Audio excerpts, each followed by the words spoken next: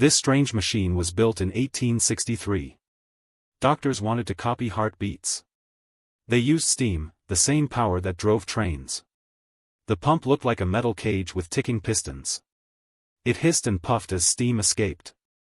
People at the hospital called it a metal beast. Nobody wanted to be near it.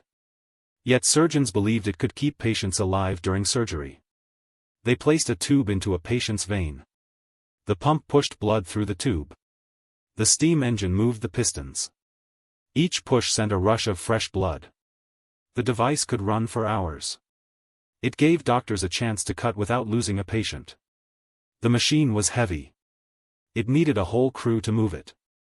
One man turned the main valve. Another fed coal into the firebox. The sound was loud, like a factory. Children who saw it on the street thought it was a monster. Some families protested, saying it was an evil tool. But the hospital board argued it saved lives. The first successful use saved a patient with a severe infection. The man's pulse steadied as the pump worked.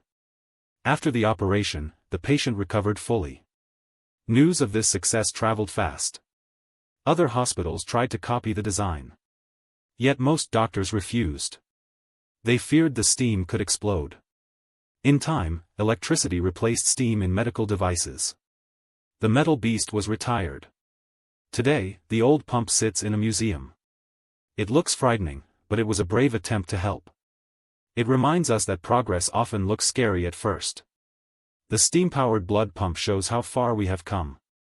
It also teaches us to keep an open mind about new ideas. Who knows which modern gadget will look wild to future generations? Let us remember the courage of those early inventors and the patients who trusted them.